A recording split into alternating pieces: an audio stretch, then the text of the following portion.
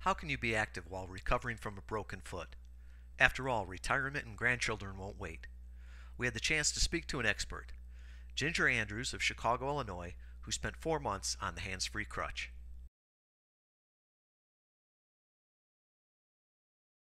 Oh my gosh, go to the mall, go shopping, go to Kohl's, go to Carson's, go to Bed Bath. Oh my God, go in and out of Michael's. I mean, they've got a wheelchair at Michael's, but sometimes I don't want to use the wheelchair. It's like I just want to go in and pick up a few skeins a year. We have totally rehabbed our kitchen while I've been laid up. Oh golly, I've been to the lumber yards, I've been to the granite store. I have been everywhere picking out the new granite countertops and the new cabinets for the kitchen. I have been everywhere. You know, if there was a place to go, this has not stopped me from going anywhere. I was unsure a couple of times because my husband said, why don't you um, push a basket? And it was like, oh man, now I got the foot on and I'm pushing something with wheels, but I feel very secure pushing the basket. It's almost like walking in the walker. We're doing our spring cleaning now, and I mean, although physically not able to do a lot of stuff, I can at least be there to direct what's going on.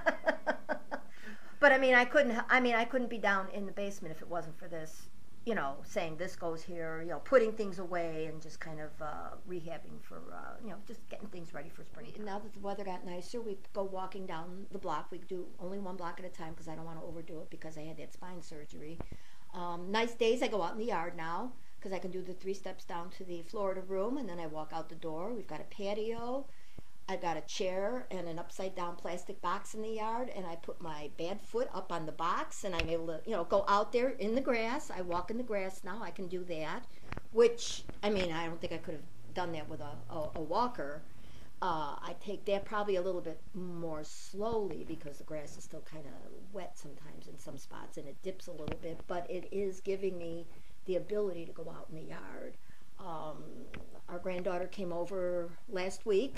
We had the little place set up in the yard, and I was able to throw a ball with her, you know, in the grass. And if she threw it to me, I could walk over, pick the ball up, and then throw it back to her. I mean, I felt like I was participating.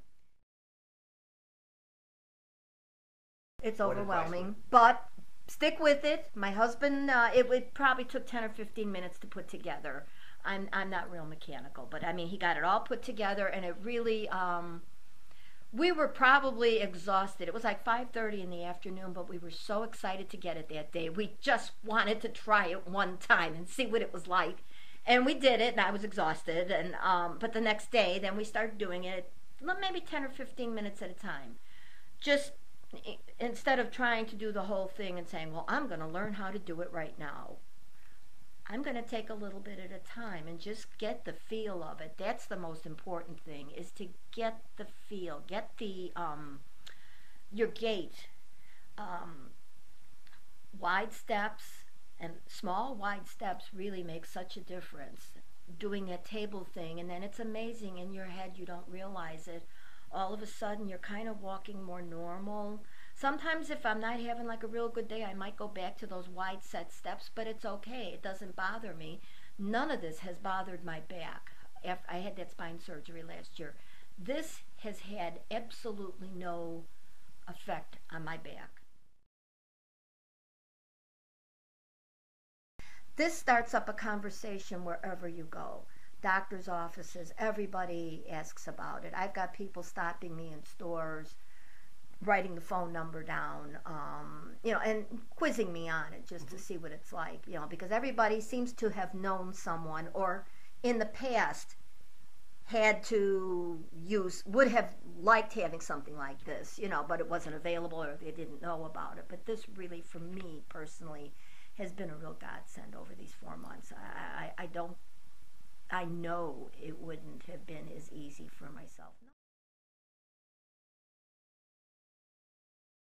You have to keep it snug against you. And that's, as soon as it gets loose, because all of a sudden you're not right. And probably that was somewhat of a problem at the beginning because you didn't know how tight you could make it. And now I know. People look at me when, if I stop and tighten one of the straps, oh my God, look at your leg. It really doesn't hurt or anything. It's just securing it. And when you're secure and you feel good about it, and you know you can take that next step and it's not going to be a problem.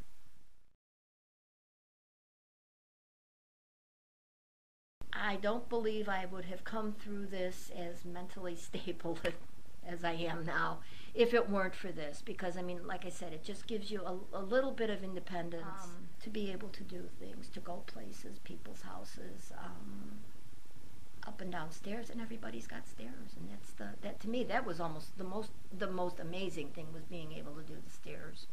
But I mean, this has been a real freedom thing for me. You know, as limited as you are still on one foot, it does give you some feeling of freedom.